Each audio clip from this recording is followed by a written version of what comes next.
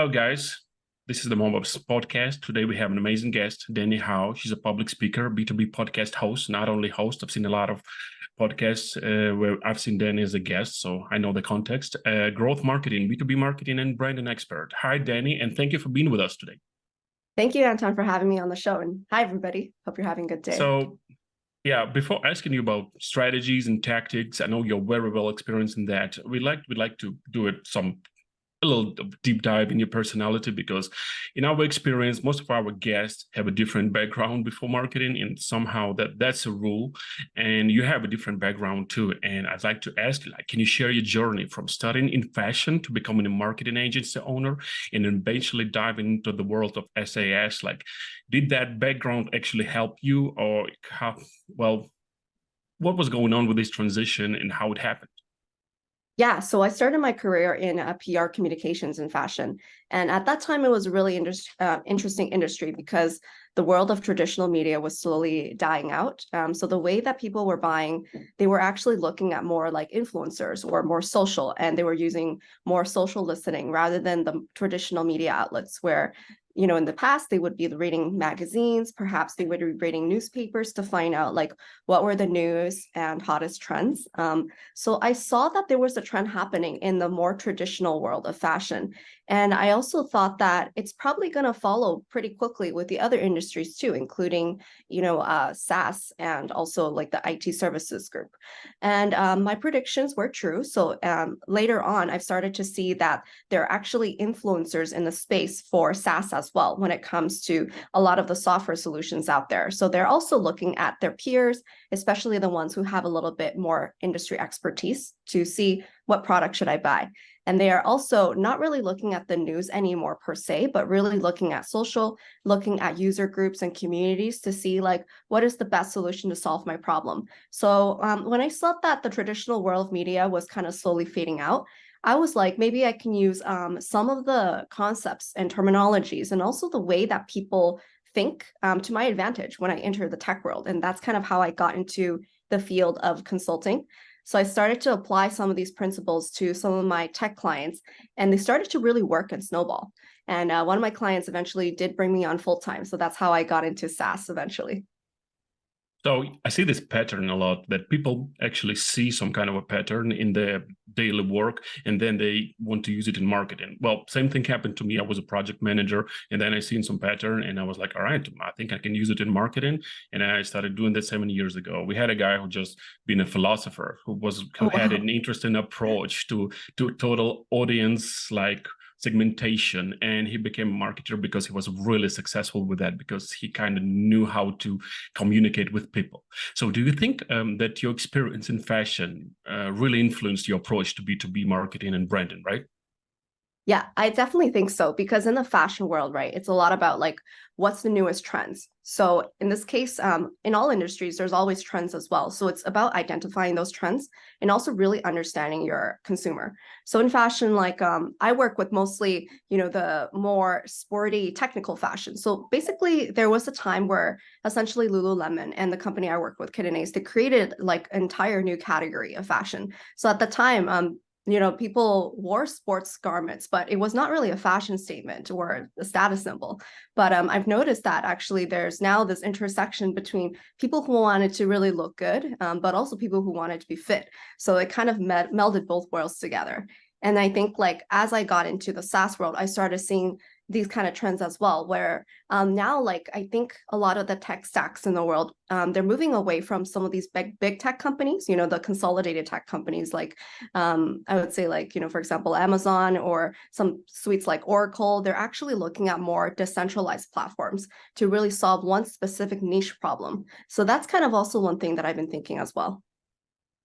So from seeing your videos, I really see how you connect the dots between influencer marketing and B2B marketing. I don't think a lot of people in B2B aware of that it's really a useful tool. It's a useful tactic. And I've seen that you're really good at, connecting these two dots.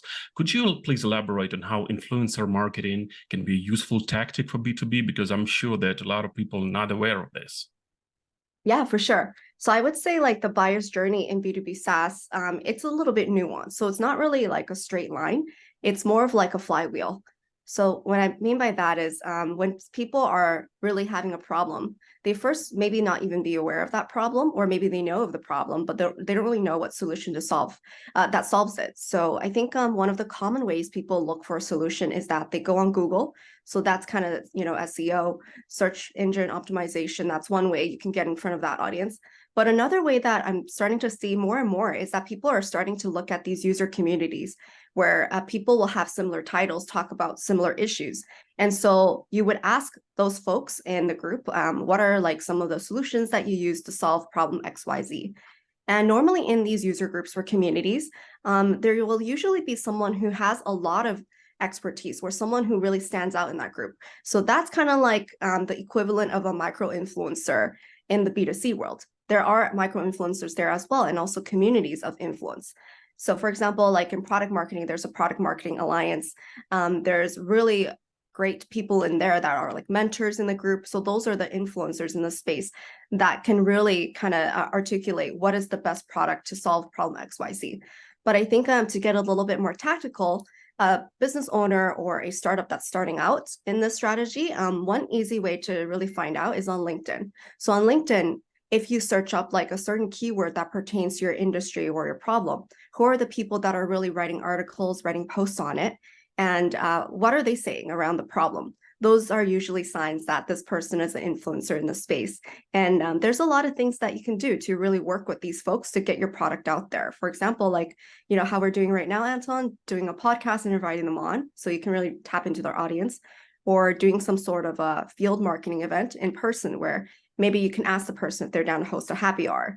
So really, I think the key is to think about like, what are some of the ways that you can really tap into their audience and collaborate with them so that you can make sure that you're building this kind of trust and influence with your audience. I think that's the key. And that's the thing I probably already heard you saying, but I just wanted you to repeat it for our audience, that by influencers, you actually don't mean the pop stars, right? You mean experts, like niche experts who is really like known in the field, right? So basically having a podcast and having you as a guest, we can call it influencer marketing event, right? Exactly. Yeah. So yeah, that's in a nutshell, guys. If you think that we're trying to, like, I don't know, introduce Arnold Schwarzenegger to like make an ad for your services, that's not the case. We mean like experts in the fields. So what inspired you to transition from a PR manager to a full stack marketing leader? Because I know the difference, and I think it's a huge path to go with. And like, tell us more about this transition, how you made it, and what were the difficulties and that you had to overcome, and how this path went for you? Yeah. So as I mentioned, when I was in fashion, like, in traditional PR and communications, it was a lot about like talking to reporters, the media, more like in print publications. So there it was like very limited channels that I had to work with. But then when I got into the tech industry, I realized there's like a billion channels that you can really tap into. So the key is really to find out like which ones do you want to start out with and which ones you think are the best bets to really scale a strategy around. So I think that's one thing that I think is the biggest difference, and one thing that I really love, because to be honest, I'm the type of personality that sometimes gets bored really easily. So the fact that I'm able to try out new channels and to see what works with the experimentation mindset, that's really what gets me going. So by experimentation mindset, I mean like thinking almost like a scientist, like what hypothesis do you have? And then you test against that assumption or hypothesis to see if you're starting to get results. And then if you are getting results, what is the one change that you can make to get even better results? So that kind of experimentation mindset works really well when you're trying out like a new channel or maybe even new messaging. But then you don't really get that level of, I guess, flexibility when you're working in PR and media. It's more of like, does the media want to take this content on? Yes or no, right? There's no creativity there, at least like not as much in B2B SaaS. Yeah, you represent someone basically, right? Exactly. So I think that's one thing that I love about this industry is that there's so many talented people, creative people, and also so many channels to try out. Yeah, and basically this makes a lot of sense because our role is about communication. And another thing is actually leads to my next question is about storytelling. And you've spoken about the power of storytelling in marketing. And how do you craft a compelling narrative for a product or service that might be seen as boring or technical, because we all been there. Sometimes we have a product, it doesn't have anything like, sexy in it, and we just like trying to create something out of it, and it's always a challenge. So how do you work with storytelling in this case, and what's your approach to this situation? Yeah, so for me, I kind of imagine myself almost like a director, like putting your customer or your prospective customer as the hero in the story. So imagining you are in their shoes, what is something that will resonate with them both emotionally, but also logically to kind of solve their problem? So for example, I worked in this company that was in the procurement field. And, like procurement is often seen as pretty dry, not super sexy. So I thought of, the typical procurement manager and the stereotypes that some folks had of them. And those were the keywords, like they're kind of dry, like they usually keep to themselves, they're quiet. But I tested against that assumption. I started to go to some of the events where I started to meet some of these people in person. And I noticed that they're actually very different. There's different types of procurement folks. And there's also very interesting personalities that really occur from this profession. It's not really just the typical like people who keep to themselves and are dry. So then I thought, how do we really elevate the different personalities of this particular profession, but also make it really fun and engaging? So at that time, I don't know if you remember, BuzzFeed had these really fun Of quizzes course, yeah. where you can think like, oh, what is your what is your personality like when it comes to like rom-coms, for example, right? And I thought maybe we can do something similar like that. Maybe we can do a quiz that really gets you to think, what kind of procurement person are you? Kind of like, Myers-Briggs test, but for procurement. And then I thought of, maybe that's a little bit too nuanced because that's only focusing on one title. Let's focus on the problem. So then we made this quiz called the spend culture quiz. So really it's a quiz to think about like, what kind of spending culture do you have in your company? And then that relates to procurement and finance. So that kind of has an entire story arc of the company that I was working with in the beginning. We were trying to educate people on how to be more vigilant around your spending. But there are certain companies that have like different perspectives on that. Some people, they may think it's better to spend a lot more in the beginning so you can grow faster. But some people, they think it's better to be fiscally conservative right in the beginning. So it's really interesting to roll that out and tell the different stories of these companies. And then seeing that result as well, when people take these quizzes and they start to see, oh, I'm actually this type of spend culture, or I'm actually this type. So that's an example of how you can use storytelling to create something like a marketing asset, but also bring in the perspectives of your customers. That's an amazing example, because in my early 20s, I used to work in procurement for like 3 years, and I quit the job because it was so boring to me. I wish we had a person like you who could introduce this. Well, maybe I would still work in procurement, but yeah, it's a lot of things to do, because procurement is basically working with analytics and analysis, and it's as boring as it sounds. So that's an amazing way to showcase the job and the industry. So another thing I wanted to ask you about is that you mentioned a lot about conscious marketing. And can you elaborate on the concept of conscious marketing, and why do you believe most B2B companies are failing at it, and what we should do to be good at it? Because I'm working in a B2B company. To be honest, I'm not 100% aware of the term, but I want you to explain more to me so I could follow it.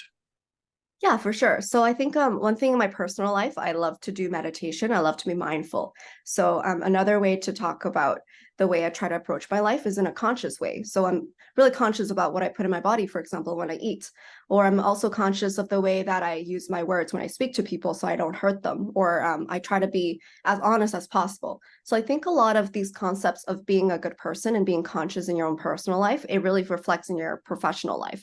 So what I've seen sometimes when it comes to marketing is that there's a lot of dishonesty. You're trying to market for the sake of marketing. You're promising something that you're not actually offering. I think there is always going to be a little bit of inflation when you're, talking about your product. But I think there needs to be a fine line. Essentially, conscious marketing, in my opinion, is really making sure that you're mindful of the messaging you're putting out to the world, and making sure that you're understanding your customers in a human way. You're not just trying to make profit from them, but really you're trying to solve a problem that they're having. So that's really my mindset when it comes to the way that I approach my work, and also when I work with my clients as well. That sounds great, because I had this experience in my life too. I've been working in a company. It's a new job for me. It was a new job for me. I've been working there for 3 months, and then I quit because I realized that how you said it wasn't really an inflation. They actually lied about their product to their customers, and I felt like that's not something I can do on a daily basis. So yeah, I'm happy I'm following this principle. So working in the B2B space, you also shared insights on building a strong personal branding strategy, because we know you as an expert in the field, and I've seen a bunch of podcasts when where you've been a guest. So what are some common mistakes professionals make in this area, and how can they avoid them? And what I mean by that is that you represent a company which is basically a B2B company, but you're building a strong personal brand too. And what would you advise to the people who probably want to do the same in this space, in a B2B space? Yeah, so I think the first thing is to really just start updating your LinkedIn profile. Like, it's simple as that. I think a lot of folks, they have a LinkedIn, but it's kind of not really being used. You might have, your title, your experiences, and that's really that. You're not really engaging in LinkedIn or, talking to other experts in the field that share similar problems. And I think that is really not a big mistake per se, but really a missed opportunity. I think the more that you engage with other folks in the field, and the more that you start sharing some of your own insights, you will also be starting to share some of your views. Other people will also see you as a thought leader in the space. And eventually you'll get to a point where people will start following your thoughts, and brands will also follow your thoughts, and you will never have to fully apply for a job anymore, because the companies that you're reaching, they already know you as the person they'll want to speak to if you're open to like a new job opportunity. So that's one thing that's super simple. I think one thing that a lot of people get confused about is, how do I get started? What should I be writing about if I want to be a thought leader in this space? So I think it's a little bit tricky when you're already working in-house for a company, because you don't want to say something that offends, let's say, your manager or the company itself. So I would separate it out a little bit. So I would think about the keywords that you yourself as a person and professional can really talk about, and then 2 to 3 keywords where you can talk about the problems that your company solves, and really have a healthy blend of promoting what you're working on in the company that you're working with. Like, for example, hey, I recently launched this webinar series for company XYZ. This is my work. This is my thoughts around how I approached it. So that's kind of blending the two together.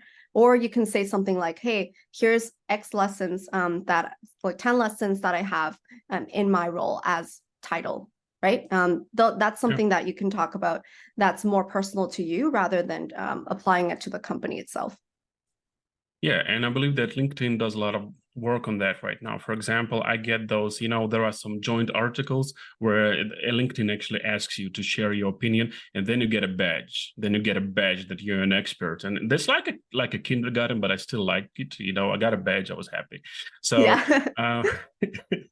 so every time I have a guest on a podcast, I usually use this opportunity to ask some personal questions, because this experience that you share with me is really huge, and I get to know a lot of things. What are some key takeaways you've gained from your podcast guests that have reshaped your perspective on B2B marketing? Because my guests done a lot for me, I'll be honest with you. It's like a therapy for me. Sometimes I ask a question and I hear a person does the same thing. I'm like, oh my God, thank you. I've done everything right. So maybe you have such examples. Yeah, so I think one of the earliest guests I've had on one of my shows, he said something that really made me rethink, I guess, the way that I was approaching my job. So the way that he said it was that when you're early in your career, your job is to make your boss's job as easy as possible. So when he said that, I was actually a little bit taken back, because I'm like, well, I'm doing my own work. Why should I like make my boss's job easier? Isn't his role to support me as a leader? But then I thought about it. The way that he approached it was that you should be kind of doing your work almost beyond what you're doing in your day-to-day life. You should be kind of working already in the role that you want in the future. So let's say if you wanted to be promoted in your next role, you should already be doing some of the work that, let's say, like the title above you is already doing. And that's kind of makes you almost like a candidate that is a no-brainer for your next promotion. So that's kind of what he shared, that I was like, that kind of makes sense to me. And I think one more thing that another guest has taught me about is the really philosophy towards life.